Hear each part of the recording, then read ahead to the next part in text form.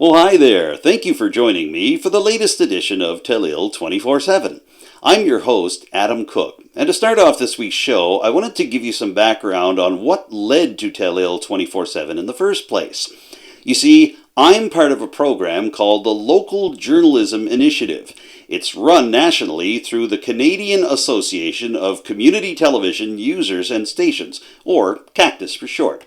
Telile Community Television is a part of that program, and my job is to provide you, the viewer, with something called civic journalism. Now, don't let that phrase throw you off. All it means is that we're talking about the actions of various levels of government, federal, provincial, and municipal, as well as local school boards and centers for education. And we're also talking about how that all impacts you, the viewer, and the taxpayer. So this week on Telile 24/7, we're going to be focusing on the most recent activities of Richmond Municipal Council.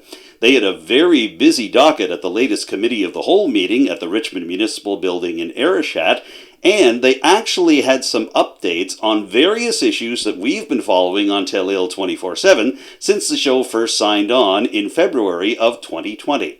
So we're going to take a look at some of the updates. You'll hear the latest on what's happening with J-class roads and getting them repaired in Richmond County. You'll also get a follow-up on the Strait of Canso Gateway strategy and how the Richmond Municipal Council could play a role in that. And we'll pick up on a story that we brought you last spring about whether there are thousands of Richmond County properties that are not paying any property tax. But we begin with COVID-19 and the latest reopening phase for Nova Scotia.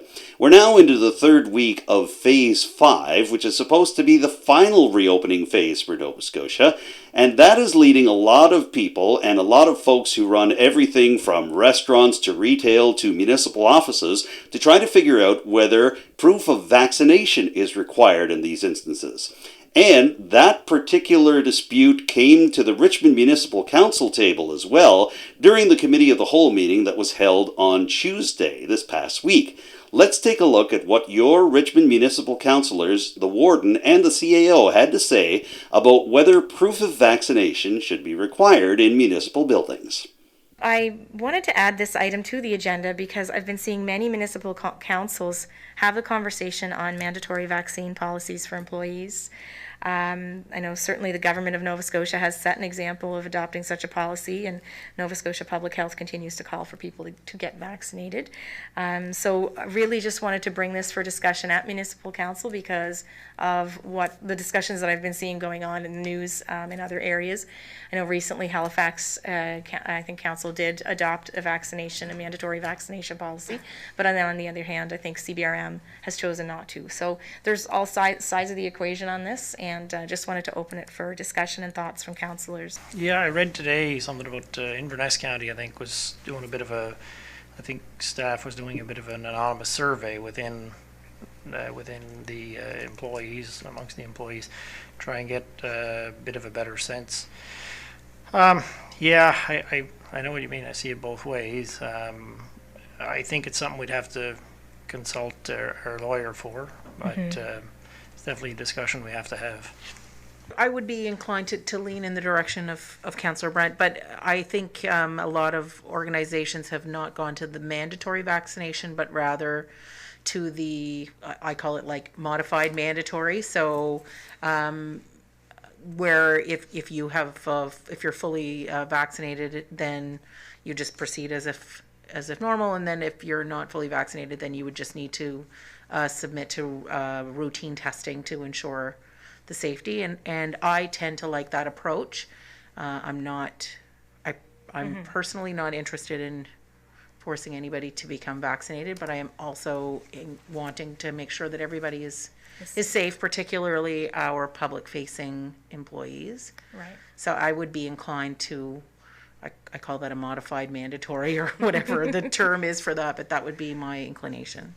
I would go in that direction as well. I mean, when you say the word mandatory, you're kind of walking a fine line there, and so for me, the modified approach, like Councillor Mounty said, if you're double vaccinated and you have proof of that, then that's okay, and if not, then you have to go through the motions and the steps to make sure that you stay safe, and the rest of the public stay safe as well, right? So, but again, I think that's a conversation we have to have with our solicitor and maybe a policy committee meeting and discuss it further, right?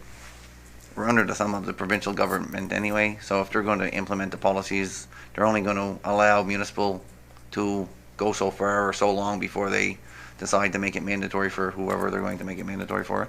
So now, currently, I'm kind of like Councillor Melanie Sampson. I'm not inclined to try and force anybody to do something they don't want to do. However, we do have to respect the safety of the public or anybody else around. So Okay. I'm okay with it either way. I would definitely not be in favor of, absolute mandatory type of policy. I think that's that gets very punitive. But I am concerned about the health and safety of the people who, like you said, Councillor Melanie, are public-facing employees. And so I'm wondering. My feeling is that we should have a bylaw and policy committee sooner rather than later. We have a whole list of bylaws and policies we need to get through, and the list is getting lengthy. So, I'm thinking we should convene one soon to have that discussion at that level. I would agree. Having a discussion on vaccination policy at the policy bylaw meeting would be appropriate. There are many things to consider, obviously, when you're talking about vaccination of municipal employees. And one thing that I think about is you have the arena where the workers at the arena don't have to be vaccinated based on provincial laws. Then you have water operators that are essential services, so you certainly can't tell them that they can't come to work because they're going to take care of our water supply. So I would think that, and of course other municipal unions are going to weigh in as well as time progresses. One thing we could do is possibly work on a draft vaccination policy and prepare it. Staff prepare it and provide it to council for their review, and then, in time for the next policy bylaw meeting. Okay, thank you, Don. So if council would agree to refer this to policy and bylaw and have staff begin work on a draft, okay, could I get a motion to that effect? Councillor Sean Sampson? Yeah, I'll make that motion. Thank you. Seconder, please. I'll second that. Okay, thanks, Councillor Brent Sampson.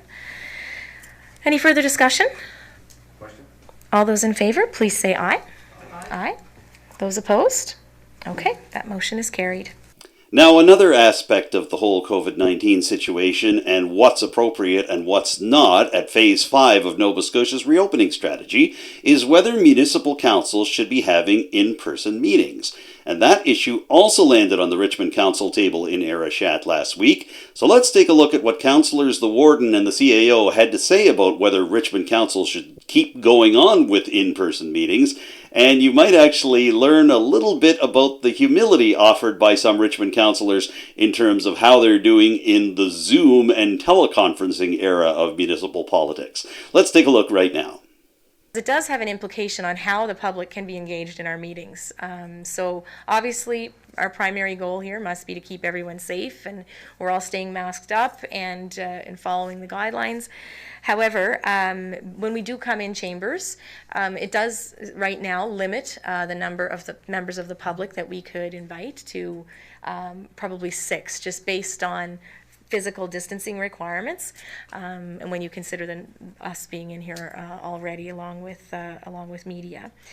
The other implication, and we saw it this evening, is that when we have presentations, sometimes we'll tend to run into a little more technical difficulty when we've got that hybrid approach, partly in person, partly online.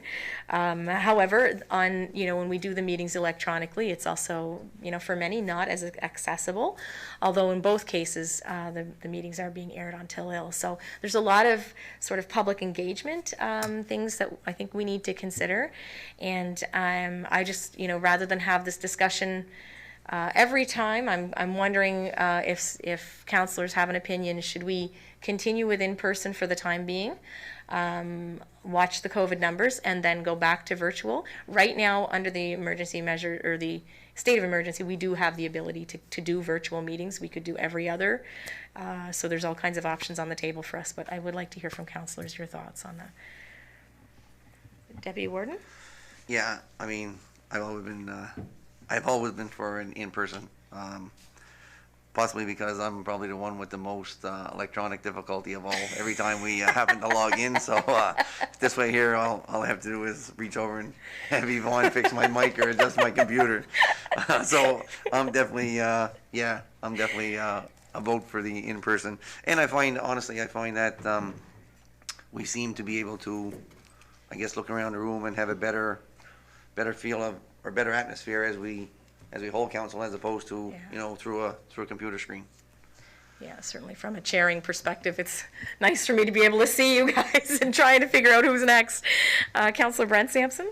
Yeah, I'd have to tend to agree, although I do miss the travel from the spare room to the hallway. It's there's a lot less chance of technical difficulties here. The atmosphere, you're right. I think if we can, this is a better system. Okay. All right, thank you. Councillor Melanie Sampson, did you have any thoughts you wanted to share on that? I'm really fine either way. I do, the hybrid approach is more challenging, I think, than fully virtual or fully face-to-face. I think the challenge we have with being fully face-to-face is that we may have presenters who are not comfortable attending, and I would like to respect that. So we may just need to accept that sometimes we're going to have technical difficulties as we continue with a hybrid approach. I feel like as long as there's a need to be to have reduced numbers and masks, if I was to tell you my preference would be virtual, because that way more people can be actively involved in the meeting through Zoom, right? And it's a little bit easier as well for us to communicate, I think, without masks. So, I'm glad that we met today. We had talked about coming back together when we hit phase 5, and we've done that. So, right now I'm hearing two people are looking more for face-to-face. I can go with that if Sean and yourself agree. It doesn't matter. But if I'm casting a vote, mine would be for virtual. Okay, thank you. I know exactly what you mean about the masks. You'll have noticed my quick costume change. I started with a cloth mask and just found myself unable to breathe and talk at the same time through it, so I've switched out, but it's the struggle is real for sure. Councillor Sean Sampson? Yeah, so when Mike says he's the most least technical guy, I'm right behind Mike, so when it comes to technical, but having said that, I tend to agree with what Councillor Melanie said as well. I like the atmosphere here, and I like being face-to-face, and I like being in the chambers. I don't like trying to speak through a mask, right? So yeah, I'm good either way. Okay, yeah. Great. And I guess my preference at this point would probably be to, when I looked at the length of our agenda this evening, I was really glad that we were getting together in person as well, because it can make for a long stretch on virtual. And, so I guess my preference would be to let's try this in person for the time being, and see how it goes. But I think, I would really encourage members of the public, to reach out to your councillor and let them know that, if you find that you're able to participate in this way. I think also councillors truly, and staff, I would say, who attend, really be honest, if you feel that you're not comfortable doing a face-to-face meeting, if that does become a problem, then just please communicate that, and we'll do what we can to accommodate. Now, some of our Telile 24/7 viewers might remember that back in the spring, we brought you the story of whether Richmond County property owners were paying the taxes they owed to the municipality. According to Deputy Warden and District 2 Councillor Michael Digdon, this is a problem not only going back a few years, but actually dating back several decades. So the Property Valuation Services Corporation took a look at the Richmond County assessment rolls to see if there was anything untoward in terms of whether people were paying their taxes. And they brought an update to last week's Committee of the Whole meeting for Richmond Municipal Council in Arishat. In just a moment, you're going to hear from Lloyd McLeod. He's a Senior Valuation Officer for the Property Valuation Services Corporation, and he's going to give you an update on what their team found in terms of Richmond County property owners. But to begin, let's take a brief look at the history of the Property Valuation Services Corporation, what it actually does, and, more importantly, what it doesn't do. Here's Lloyd McLeod. We were established in 2007 as an independent not-for-profit corporation.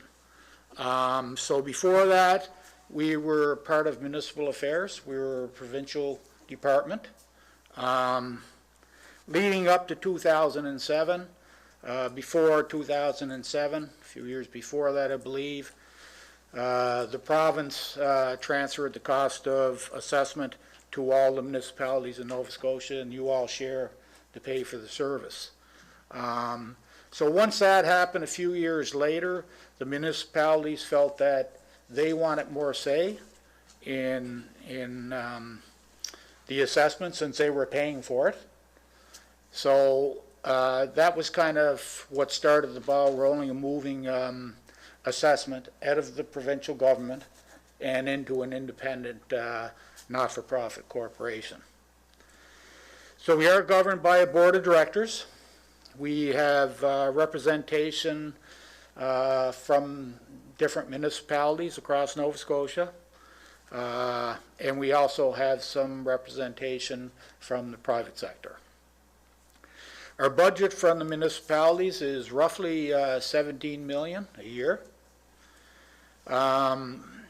We've actually been working from, our staff have actually been, most of them have been working from home since 2018.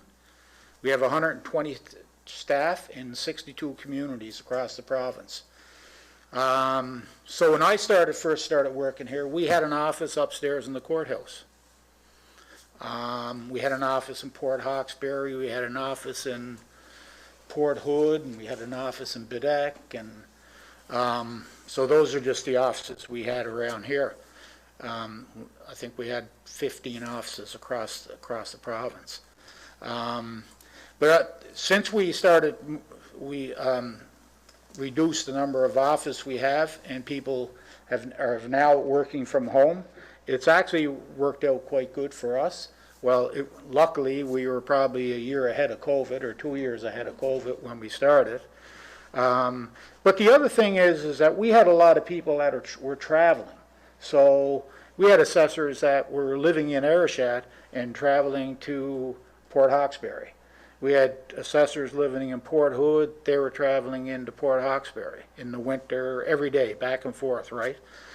So the nice thing about it now, if you have a question or ratepayer calls, we can, if we can't solve the issue on the phone, we have, as I say, 62 communities where our assessors live. So they can go see the people, right? And people don't have to be traveling in winter and all these different things. Of course, and the other obvious thing is that it definitely cut costs for us in terms of renting office space throughout the province. We still do have an office in Sydney. The office has been closed since COVID started. And when the office reopens, we actually only have a few people that work in the office, and there are people that chose not to work at home. So people were given the option. So the province's role with us is that they hold the pen. They write the legislation. So we're governed by the Assessment Act. So everything we do, we have to do according to the Assessment Act. They have the power to change that. They have the power to make properties exempt. We don't have that power. So one of the examples is the capped assessment program. So we manage the capped assessment program, but it's actually a provincial program. So when we get questions on it, we can answer questions as to who's eligible, who's not eligible, but in terms of anything outside that legislation, it's not our legislation, so we can't change it, I guess, is the big thing. So our mandate is to assess all properties in Nova Scotia at market value. So right now we have roughly over 630,000 properties in Nova Scotia, and we do the revaluation on those properties on a yearly basis. We administer the CAP and the Seasonal Tourist Business Designation Program on behalf of Nova Scotia government. So seasonal, I'm not sure if you're aware what the Seasonal Tourist Business Designation is, but that provides a tax base to certain tourist businesses such as hotels and motels that are closed 4 months of the year.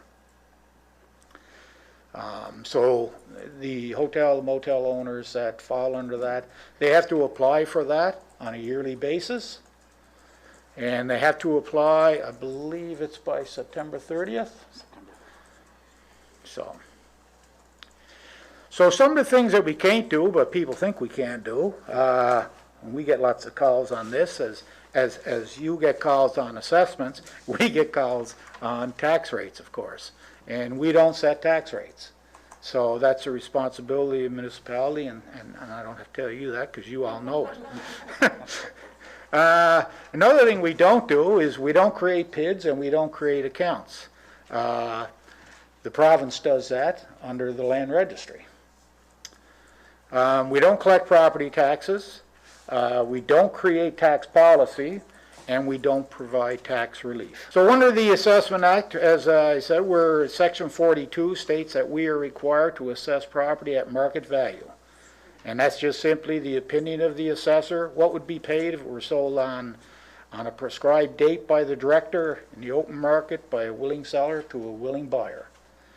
So for 2021, the base date is January 1, 2020, right?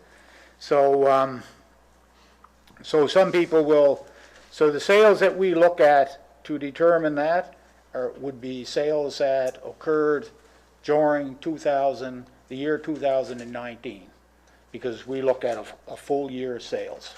We use 3 approaches to value, and that's standard for any appraisal of any type property.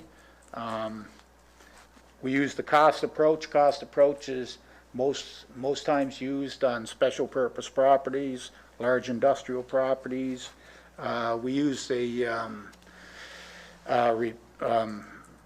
sales approach, which we look at all the sales that would occur in Arichat, for example.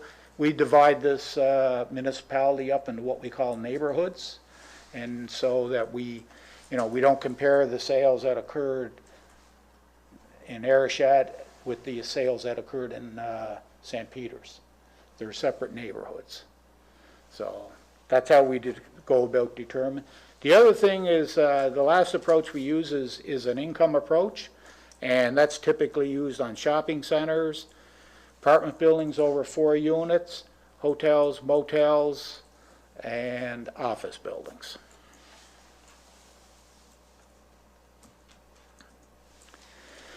Okay, so some key dates for your 2022 assessment roll, which will be delivered in December to the municipality, and notices will be mailed in January. So as I said, we collect the sales and investigate sales throughout the year. So from January of 2020 to the end of 2020. During 2021, we do right now is we're out doing permits, and we're looking at the physical state of a property. So some people get a little bit confused about the difference between, we talk base date, we talk state date. So even though the base date of your property may be 2020, what the state refers to is if you did something physically to change that property. That allows us to pick new construction up at the end of this year and add it on for next year. So when the assessment notice comes out in January, it'll actually, the base date, the value will represent what your property was worth as of January 1, 2021. Okay? So that doesn't mean that we ignore if you put an addition on in July, because that's where the state date comes in. We would add that.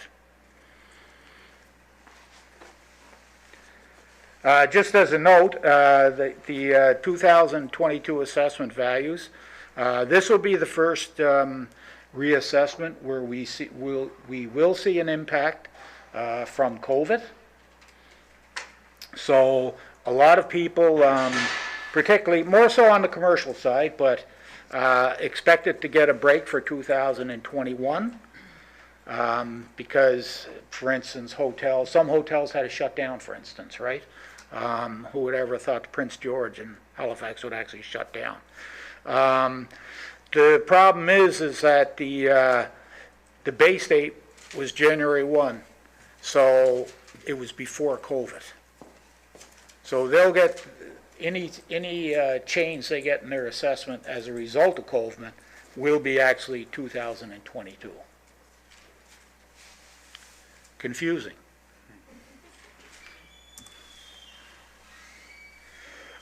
Okay, your 2022, as I say, we can give you a little update of what we think it's going to look like. As I said, we're at this point, we're still talking to major stakeholders. We're still out doing permits across the province. I think we have, our permits are up across the province this year. Your own are probably up, I wouldn't be surprised. We get about 14 to 15,000 permits this year. So all of our assessors at this time are out every day doing permits. And as I said, this will be the first year that COVID will play a role in the valuation. So in Richmond, when we looked at the market increase, what we're seeing on the residential file is a 3.5% increase. This is overall, right? So that does not mean everybody's house goes up 3.5%. This is an overall for the municipality. So as I said, properties are broken down by neighborhoods. So individual neighborhoods, depending on what the market was doing in that particular neighborhood, could move slightly up or down from that. So, I mean, you may have a ratepayer that'll come to you in January and say, my property went up 5%, and I heard, Richmond was only going up 3.5. Overall, Richmond is going up 3.5. So now you know what the Property Valuation Services Corporation does and how it's involved in the property taxes you pay. So what did the corporation do in terms of the concerns raised by Richmond County back in the spring about property owners allegedly not paying their property taxes? Here's Lloyd McLeod again to explain what they did. We undertook in June to do a pilot project. We funded that ourselves, even though it is really a Nova Scotia Land Registry responsibility. We were lucky enough to be able to hire somebody for a couple of months, Joyce Forgeron, who we were really lucky to get because she's an experienced mapper, and the best part, she's from here. So she knew the area. And I'd say we assess the values for registered properties on the assessment roll. So all three parties, the land registry agreed to look at the properties that she identified. We hired her. There was potentially about 1,300 properties that she was looking at. What she found was really complicated by the lack of historical documentation on a lot of these properties. 562 of them were provincially owned, so those properties are already assessed. They may not have separate PIDs for every account, but one of the reasons that is because when the province migrated their properties, they did it in one batch, not like they require you and I to do. So she did find 280 PIDs that needed new accounts. She has sent them off to the land registry because they have to create the accounts. They'll review them. They have to create them. 90 of them they have approved and sent back to us. Okay? The other 190 are still waiting for land approval. Out of those 90, only 18 could she find mailing addresses for. So that means those other properties are going to go in as owner unknown or with a name and no address. So the chance of collecting any taxes on that is very minimum, right? You are going to have to, I mean, they'd probably eventually go for a tax sale. Of the 18, I have to go back, I guess, that we valued, the average, the 18 properties that we had addresses for totaled $85,000. Worked out to $4,500 per account assessment. The others will have to wait till Land Registry sends them back to us. But from my conversations with Joyce, she doesn't feel that, you know, it is going to be of much value to the municipality because of the process that you will have to go through. Once those accounts are created, they're going to show up in your assessment roll as owner unknown or no address. So I know Mr. Marchand can tell you, like, the process that has to go through, you know, if you want to try to put them on a tax sale. You would have to do, before they could ever be put on a tax sale, you'd have to pay to have all those titles searched. And most of the lots, according to the mapper, are very small and what she felt would be of little value to the municipality. But as they come, they'll put them on, we'll value them. So what did Deputy Warden Michael Digdon, who first brought this issue to the public eye back in May, feel about all of this? Well, here is the Deputy Warden's response at the Committee of the Whole meeting of Richmond Municipal Council to the update provided by the PVSC and by Senior Valuation Officer Lloyd McLeod. I do have some issues though with the numbers. I guess one of them that was brought to my attention is two pieces of property side by side, one being a 5-acre lot, the other being, let's say, a 10-acre lot, and the 10-acre lot is actually assessed lower than the 5-acre lot, both of them side by side. So, and that's theoretically throughout the whole county of Richmond. Again, I'm not sure if that comes, you know, down to the assessor or how that works when he goes and makes his rounds, but that is definitely one of the things that we've been seeing. I guess one of the second things is I'm not sure. I guess my question would be, if there's a PID number already exists, then where does it fall, or on whose lap does it fall to take that ball and proceed to get the tax paid for that property?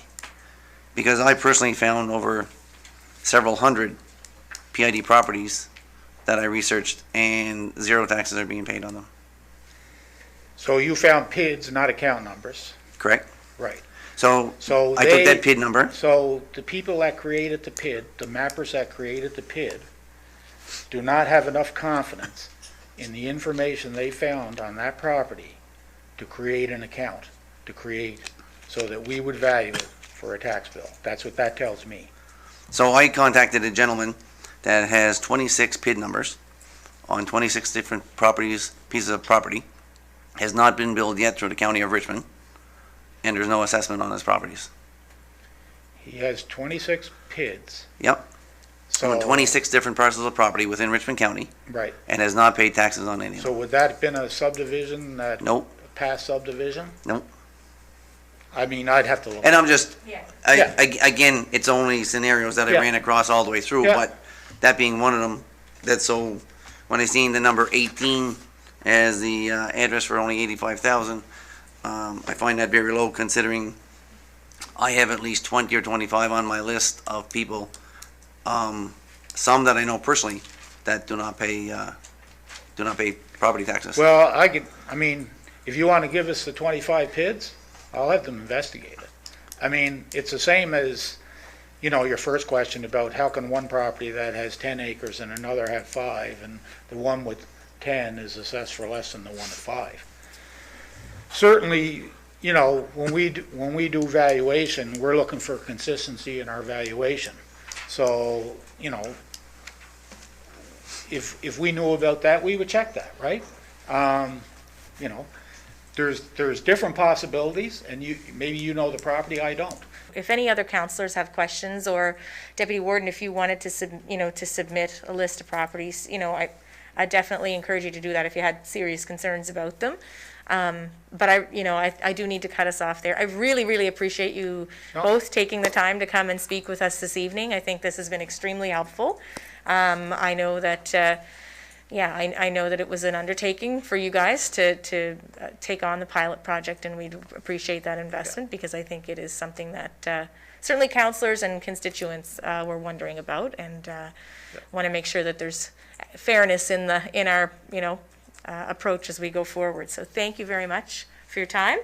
If you have some properties, individual ones you want checked out, we'll do our best. The issue of road repair came up once again at Richmond Council's table at last week's Committee of the Whole meeting. J-class roads are front and center on the agenda once more because this is the time of year when Richmond Municipal Councillors will take a look at their own districts and submit a list of J-class roads in each of their constituencies that they feel need urgent attention. However, the criteria for what qualifies as a J-class road and falls under the J-class road repair program for Nova Scotia has changed a little bit since that list came together. So here's an update from Committee of the Whole on what exactly Richmond Municipality is going to do now. This item is reappearing on our agenda because the discussion that we had at a special council meeting on October 4th resulted in a motion that will need to be amended. Clarification on eligibility of the kind of work to be done was not provided during the discussion, so the original list of 9 roads that we discussed at that meeting cannot be submitted. Ditching and gravel work were not eligible under this particular J-class road program. We'll continue to advocate for that work through other channels. I think, I'm sure we all will be doing that. But this program is restricted to upgrading current roads by paving, repaving, or double chipping. Marchand Lane had been identified for repaving, so that does remain eligible. Interest had been expressed also, I think, by Councillor Sean Sampson to explore the costs of paving Lobster Plant Road in Cape Auguste, and by Councillor Brent Sampson to pave Sampson's Road in West Lordways. Was there, that was from email conversations once we realized that the eligibility wasn't going to cover all of the original 9. So I guess at this point, I'd be looking for a motion to amend the motion that was adopted at the October 4th, 2021 Special Council meeting. Or is there, to include those 3 roads, or are there additional comments by councillors? Councillor Melanie Sampson. Thank you. So after we did have that email conversation, I thought a little bit more about Langley Lane because it does back onto an already paved section. It's actually quite short. And it probably is a road that if we would do some paving to it would last forever because of, the type of traffic. It would be completely residential. So given that we're not committed to any of these roads, once we get our estimates back, I would respectfully ask that maybe we can add that one to the list as well because it is in particularly poor shape and has waited a very long time for some work. Okay, thank you. So yes, you had mentioned certainly the condition of Langley Lane being somewhat atrocious. So, okay. Any other comments from councillors? All right. So I'm not hearing any. So I would be looking for a motion to amend the motion adopted at the October 4th, 2021 Special Council meeting that a list be submitted by staff to the Department of Public Works as per the requirements, and the list of 1 to 9 was included in your package, and replacing it with the following list. That would include Marchand Lane, Louisdale, for repaving, Lobster Plant Road, Cape Auguste, for culverts and new pavement, Sampson's Road in West Lordways for culverts and new pavement, and Langley Lane in Point Upper for culverts and new pavement. Any comments from councillors? Go ahead, No, councillor. I'd be willing to make that motion. Okay, thank you. All right, so that has been moved by Councillor Brent Sampson to amend that motion as stated. Councillor Sean Sampson? Yeah, I'll second that motion. Okay. Okay, is there any further discussion? Question? Okay, so all those in favor, please say aye. Aye. Those opposed? Okay, that motion is carried. Thanks, everyone. And I do want to just at this time just give a reminder to the public that this program doesn't apply to all roads. A J-class road is a very specific type of road. There's, I think, just over 60 of them in Richmond County. They are considered local roads constructed prior to April 1st, 1995, under the administration and control of the Department of Public Works in order to be eligible for this program. And that cost sharing, that the program is a cost sharing of 50%. And as I mentioned, I'm sure we'll all be continuing to advocate for good, better road maintenance throughout the district in other ways, so throughout the county in other ways as well. If you watched last week's edition of Telile 24/7, and we hope you did, you might remember an item that I brought you about the Strait of Canso Gateway Strategy, which is seeking to overhaul the Port Hastings Rotary and provide a more welcoming experience for people coming from mainland Nova Scotia onto Cape Breton Island. The Cape Breton Partnership is doing a study on whether that would be a feasible option, and they've asked municipalities from across Cape Breton Island to contribute to the funding of that study. Richmond Municipal Councillors directed their staff to try to figure out whether $5,000 could be made available within this year's municipal budget to provide the funding that the Cape Breton Partnership is looking for. How did they do? Well, let's take a listen to what Warden Amanda Mumberket and various members of council and staff have to say in terms of providing that $5,000. I discussed it with our CFO, Jason, and we feel confident that we'd be able to accommodate a funding amount of $5,000 if that was, I believe that was the amount that was discussed at the last meeting. That's right. So if you wanted to make a motion in that regard, we could certainly accommodate that funding request. Happy that we're able to fit it in there. I figured we would, but thought it was best to check. So if there are no other questions, I'd be prepared to make a motion that we support it. I believe the funding request was $5,000. That's right. We will provide the funding contingent on the other municipalities following suit. So we wouldn't want to be the only one providing the funding. I'm sure the other Yeah. municipalities involved will be honorable and provide funding. So just that would be just a safeguard on our part. So I do know that there was confirmed funding from, I think when we originally brought this to the last meeting, there had been confirmed funding from a number of sources. I'd had to go back and check, and then verbal commitments from several councils as well. Would you be suggesting, Dawn, that we would have, so which how many municipalities? I just worry about going down that road if other municipalities on board, which ones? You know what I mean? And would we expect them all to be? I think I know what you're thinking, in case there was one that didn't, that Right. wouldn't necessarily affect my decision, but we wouldn't want to be the only one that did, Right. obviously, yeah. Yeah, that's exactly it. So what's been the process, I think, for that in the past? Would we want to know that the majority of municipalities on Cape Breton Island would be supportive of it? Although there is also First Nations potential contribution there as well, so. What we've done in the past is we have provided those stipulations, and we didn't restrict them to amounts. We just, if they decided that they wanted to contribute, then we would as well, and it was our choice as to the amount of funding that we wanted to contribute. Okay. Deputy Warden? Yeah, so I guess I'm willing to second the motion, but then at the same hand, I'm willing to accept Don's proposal that, we don't want to be the only guy standing there with the check in our hand, more or less. So I'm sure by our last meeting that we had, there were several that were already contributing. So I don't think this is going to be an issue, but again, it's good just to put it out there. Okay. So Councillor Melanie Sampson, I think you were ready to make that motion to fund up to $5,000, and would you be okay with adding contingent on the support of other municipalities? We don't need to specify how many. Yes, that's fine, as long as it doesn't say all of them. Yeah. I think a majority of the ones requested would be Okay. fine. Okay, great, thank you. So the motion is on the table. Could I have a seconder on that? Okay, thanks, Deputy Warden. Any other discussion? All those in favor, please say aye. Aye. Aye. Those opposed? Okay, the motion is carried. The former Walter Fougere School building, known more recently as the West Richmond Education Centre in Evanston, has been idle for several years since it was shut down by the former Strait Regional School Board. However, several groups and individuals have expressed an interest in having the building refurbished to serve several purposes, including the possibility of having it for housing. In particular, last spring, the Cape Breton South Recruiting for Health Committee made a pitch to Richmond Council to see if it could be part of their doctor recruitment plan, especially since the former Evanston School building is just down the road from the Strait Richmond Hospital. So, how is Council dealing with this? Well, they're taking a look to see what kind of review should be done of the school building, to see what could be done and how the potential could be maximized in the years to come. Let's take a look at their discussion on this issue at last week's Committee of the Whole meeting.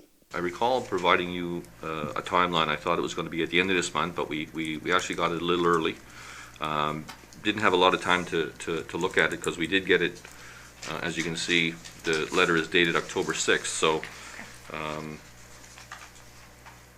the first letter is from the consultants who did the report. They're just providing us with a little bit of background as to some of the projects that they endeavored over the last several years, and I guess they're just trying to provide you with some information to say that they've done this before, and that that they're familiar with this type of evaluation.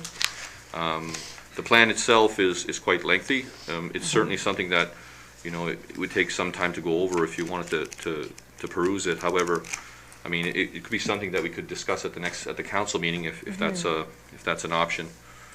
But right now, like I say, it was provided just recently, so I felt it necessary to provide it to you folks, and we can decide what we want to do at the council meeting, or review it for now and then discuss it in further depth at the next council meeting. Would councillors be okay with that approach? I know I certainly haven't gotten a chance to go through the whole thing in detail, so Councillor Brent Sampson? Yeah, my only other thought would be, I don't know if it would make sense at some point, even if there was other things on the agenda for a special meeting for that, just because that might chew up a bit of time to really, it's a pretty large decision, and there might be a little bit of discussion involved as to, where we want to go with this, so I wouldn't want to see it in the middle of a meeting where we're backlogged with other things on the agenda. That I hope it just gets the time it would require. That's a great point, Councillor Brent Sampson. Councillor Melanie Sampson? Yeah, I did have a chance to review it because I didn't know how far we'd get to talk about it today, so I wanted to make sure I was prepared, but I would certainly welcome more time to look through it again. And I've talked to a couple of folks in the district who are particularly kind of attached to some ideas, and just sort of gave them some idea of what was in the report, but I'd like to have an opportunity to kind of share it with some of the key people who've discussed it with me, for sure, as I suspect other councillors have had similar concerns from residents in their district about that asset. So I like the idea of a special meeting, like I said, even if there was something else. I also like the idea of it being part of our strategic planning discussions, because what could come out of our strategic planning is that we would have a requirement to use a building like this to do something, or not, right? And then we would declare it a surplus and move from there. But I think just giving us a little bit of time to digest it and perhaps use it as part of other discussions would be useful.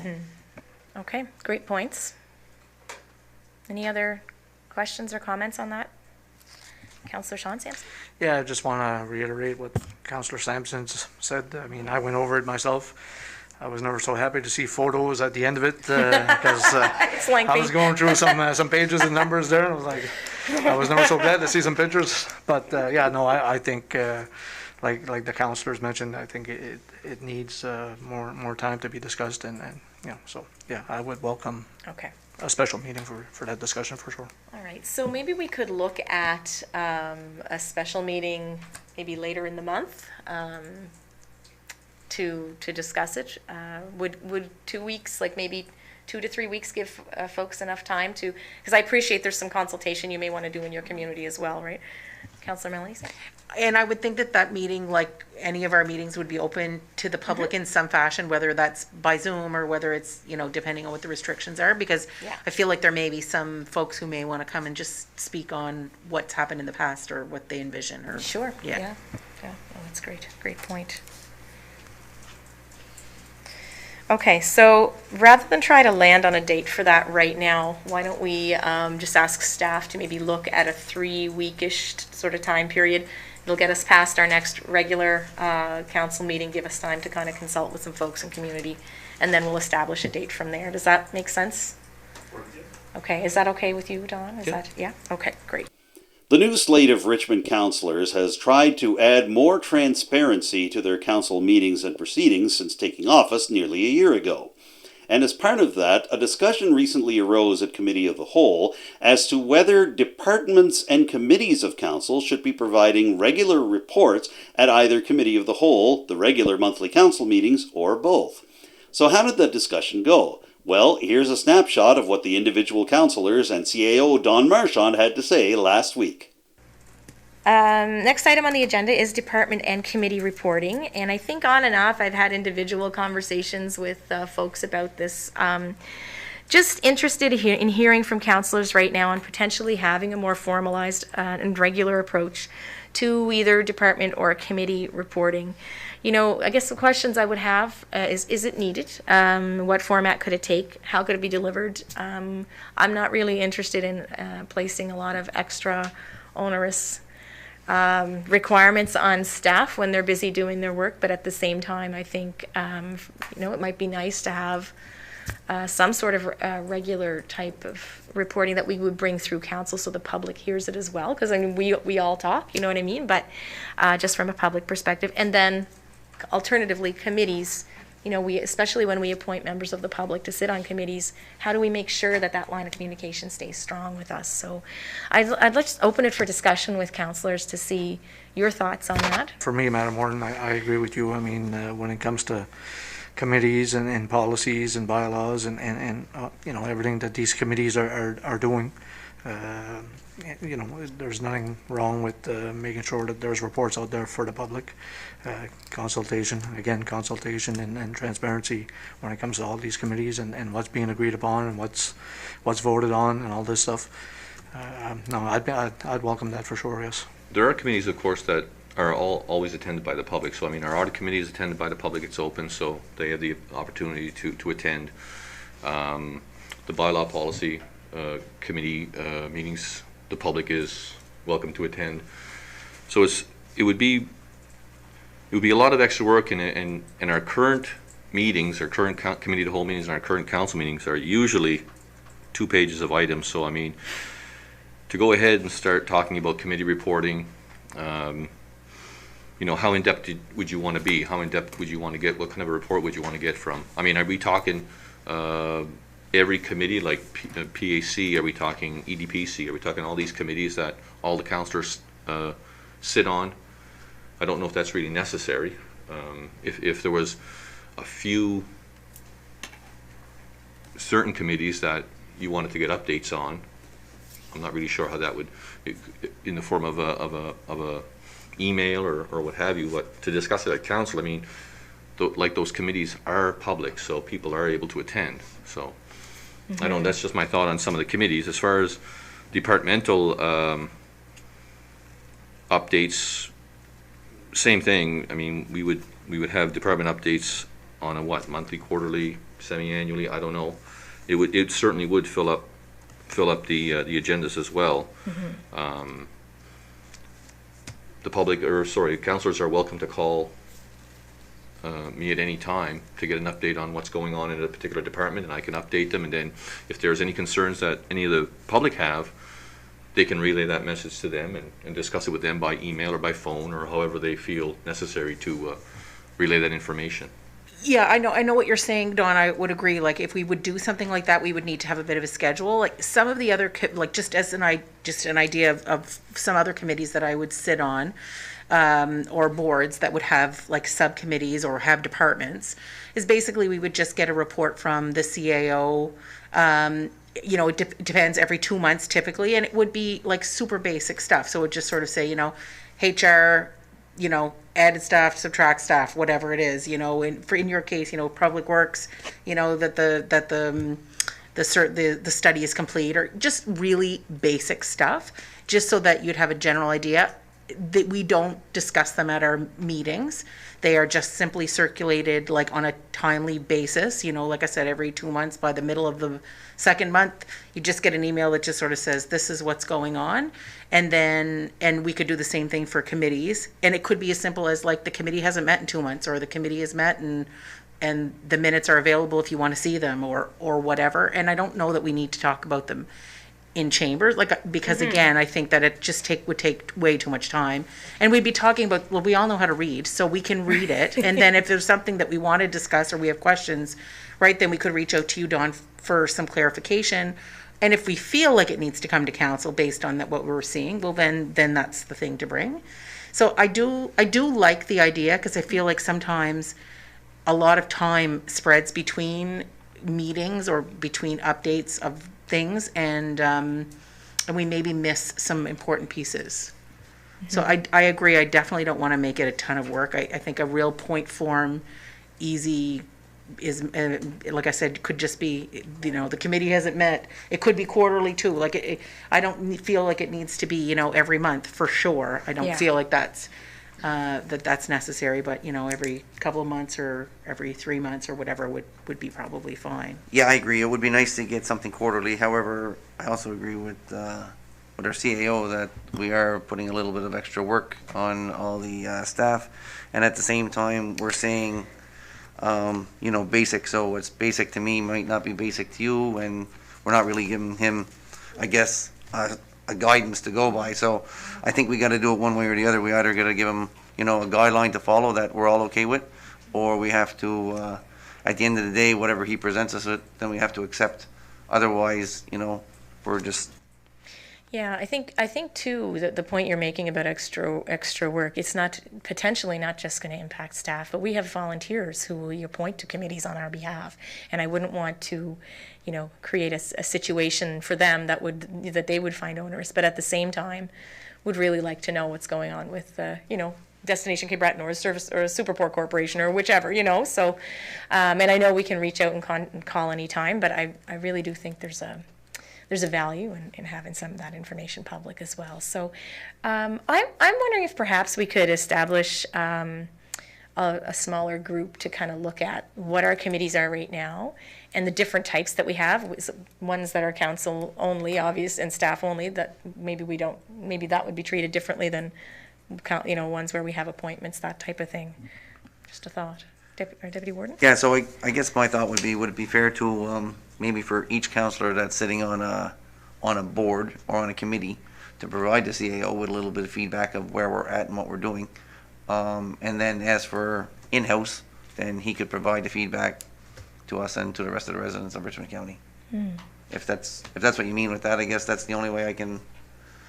You know, I guess I'm on the recreation committee, so I can provide the CAO, or I guess provide Laurier with the information he can provide Dawn, and then he can give a little summary, or, you know, quarterly or monthly or whatever I guess we'd agree on. Okay. So it sounds like we have a little bit of work or maybe thinking to do about it. Would folks, do you guys, so I guess we have a couple of options. I mean, I wouldn't want to jump into a solution right now because I feel like it's still a little bit amorphous, but we can either just take this away and think about it for a bit and then maybe bring the discussion back to a future agenda, or would you like to maybe try to establish a small team to look at what's best? I'm okay with, I mean, obviously either way, I'd just like to get some instruction from council. Councillor Brent Sampson? Yeah, I'm thinking we got quite a bit going on, like this fall specifically, so I have no problem with tabling it for now and looking at it again in the future maybe. Okay. Yeah. And I kind of was on the understanding if something major comes up with some of these that there, you know, it would be sort of reported back, or we may have times where there may be a presentation if necessary in that. Sure, I know some of them we sit on though, it would be maybe good to get an update, but sometimes there's really not much. There's no update, No, that's a great point. Okay, Deputy Warden? Yeah, so I guess my last point to that would be I kind of like Councillor Sampson. The only thing I would add is maybe we could, on the intern, just kind of do our own thing and start gathering information so that when we do decide to implement it, we're not already 6 months or so behind the 8 ball. We'll already have, you know, it's not a push to get it done now, but at the same time, we don't want to wait 6 months to implement it, that we got to wait another 6 months to put it in action. Yeah, okay. All right. So I guess the suggestion is to just maybe table this for now, revisit it at some time in the not too near but not too far future. That okay with folks? All right. So I don't think we need a motion to that effect. We'll, but thank you for the discussion. It is, I think it had great value. And that wraps up this week's edition of Telile 24/7. Thank you for tuning in, and a big thanks to my colleagues at Telile Community Television, Becky Bourinot and Nick Boudreau, for their video and production work on the Richmond Municipal Council footage from last week's Committee of the Whole meeting. If you have any ideas or suggestions for future editions of Telile 24/7, or just some thoughts on what you've seen over the past hour, I'd love to hear them. You can contact me directly. My phone number is 902-625-8863, and you can email me using the address adamjrcook, cook with an E, @gmail.com. Don't forget you can also contact Telile Community Television directly. The station phone number in Arishat is 902-226-1928. And the best email address to use for your comments is info@telile.tv. Follow Telile Community Television on social media. We're on Facebook, Twitter, and Instagram. And our YouTube channel features every single episode of Telile 24/7, including this one, as well as the individual interviews and reports from our previous shows. I'm Adam Cook. Thank you so much for tuning into this week's edition of Telile 24/7.